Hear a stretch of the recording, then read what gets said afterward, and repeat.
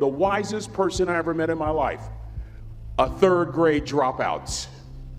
Wisest and dropout in the same sentence is rather oxymoronic, like jumbo shrimp.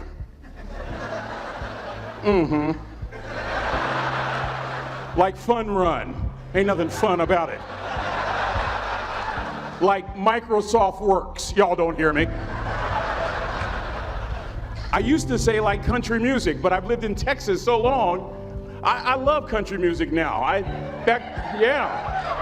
hunt, I fish, I have cowboy boots and cowboy, y'all, I'm a black-neck redneck. Do you hear what I'm saying to you? No longer oxymoronic for me to say country music. And it's not oxymoronic for me to say third grade and dropout. That third grade dropout, the wisest person I ever met in my life, who taught me to combine knowledge and wisdom to make an impact, was my father. A simple cook. Wisest man I ever met in my life. Just a simple cook.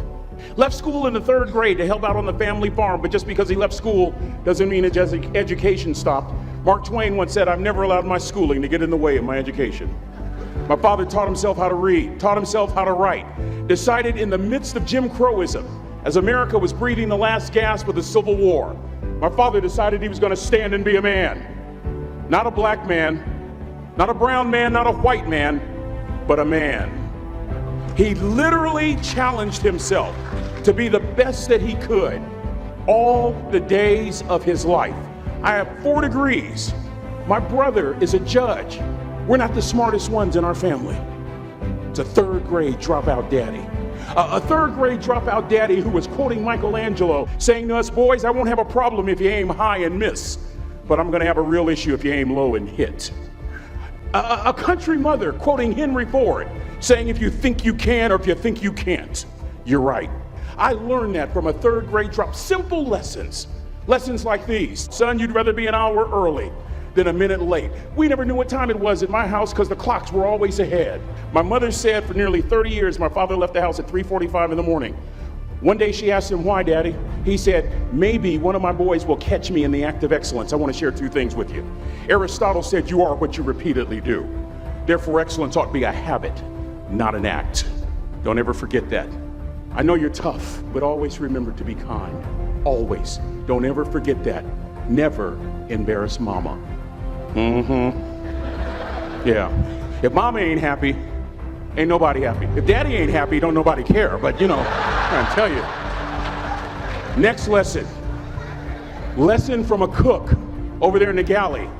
Son, make sure your servant's towel is bigger than your ego. Ego is the anesthesia that deadens the pain of stupidity. Y'all might have a relative in mind you want to send that to. Let me say it again. Ego is the anesthesia that deadens the pain of stupidity. Pride is the burden of a foolish person. John Wooden coached basketball at UCLA for a living, but his calling was to impact people. And with all those national championships, guess what he was found doing in the middle of the week? Going into the cupboard, grabbing a broom, and sweeping his own gym floor. You want to make an impact? Find your broom. Every day of your life, you find your broom. You grow your influence that way. That way you're attracting people so that you can impact them. Final lesson. Son, if you're gonna do a job, do it right. I've always been told how average I can be. Always been criticized about being average. But I want to tell you something. I stand here before you, before all of these people, not listening to those words, but telling myself every single day to shoot for the stars, to be the best that I can be. Good enough isn't good enough if it can be better, and better isn't good enough if it can be best. Let me close with a very personal story that I think will bring all this into focus. Wisdom will come to you in the unlikeliest of sources, a lot of times through failure. When you hit rock bottom, remember this. While you're struggling, rock bottom can also be a great foundation on which to build and on which to grow. I'm not worried that you'll be successful. I'm worried that you won't fail from time to time. Person that gets up off the canvas and keeps growing, that's the person that will continue to grow their influence. Back in the 70s, to help me make this point, let me introduce you to someone. I met the finest woman I'd ever met in my life. Back in my day, we'd have called her a brick house. This woman was the finest woman I'd ever seen in my life. There's just one little problem. Back then, ladies didn't like big old linemen. The Blind Side hadn't come out yet. They like quarterbacks and running backs. We're at this dance, and I find out her name is Trina Williams from Lompoc, California. And we're all dancing, and we're just excited. And I decide in the middle of dancing with her that I would ask her for her phone number. Trina was the first one. Trina was the only woman in college who gave me her real telephone number. The next day, we walked to Baskin & Robbins ice cream parlor. My friends couldn't believe it. This has been 40 years ago, and my friends still can't believe it. We go on a second date, and a third date, and a fourth date. We drive from Chico to Vallejo so that she could meet my parents. My father meets her. My daddy, my hero, he meets her, pulls me to the side and says, "Is she psycho?" But anyway, we go together for a year, 2 years, 3 years, 4 years. By now, Trina's a senior in college. I'm still a freshman, but I'm working some things out. I'm so glad I graduated in 4 terms. Nixon, Ford, Carter, Reagan.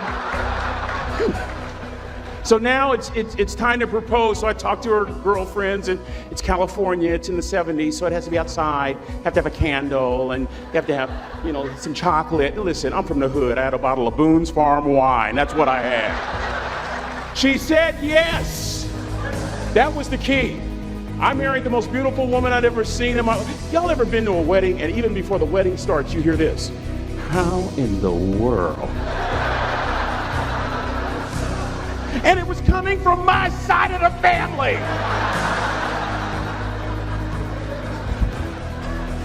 We get married, we have a few children, our lives are great. One day, Trina finds a lump in her left breast. Breast cancer. 6 years after that diagnosis, me and my 2 little boys walked up to Mommy's casket. And for 2 years, my heart didn't beat. If it wasn't for my faith in God, I wouldn't be standing here today. If it wasn't for those 2 little boys, there would have been no reason for which to go on. I was completely lost. That was rock bottom. You know what sustained me? The wisdom of a 3rd grade dropout. The wisdom of a simple cook. We're at the casket. I'd never seen my dad cry. But this time I saw my dad cry. That was his daughter. Trina was his daughter, not his daughter-in-law. And I'm right behind my father, about to see her for the last time on this earth. And my father shared 3 words with me that changed my life right there at the casket. It would be the last lesson he would ever teach me. He said, "Son, just stand. You keep standing. You keep standing, no matter how rough the sea, you keep standing." And I'm not talking about just water. You keep standing. No matter what, you don't give up. And as clearly as I'm talking to you today, these were some of her last words to me. She looked me in the eye and she said, "It doesn't matter to me any longer how long I live. What matters to me most is how I live." I ask y'all one question, a question that I was asked all my life by a 3rd grade dropout. How you living? How you living? Every day, ask yourself that question, how you living? Here's what a cook would suggest you to live this way. That you would not judge, that you would show up early, that you'd be kind, that you'd make sure that that servant's towel is huge and used, that if you're gonna do something, you do it the right way. That cook would tell you this, that it's never wrong to do the right thing, that how you do anything is how you do everything. And in that way, you will grow your influence to make an impact. In that way, you will honor all those who have gone before you, who have invested in you. Look in those unlikeliest places for wisdom. Enhance your life every day by seeking that wisdom and asking yourself every night, how am I living? May God richly bless y'all. Thank you for having me.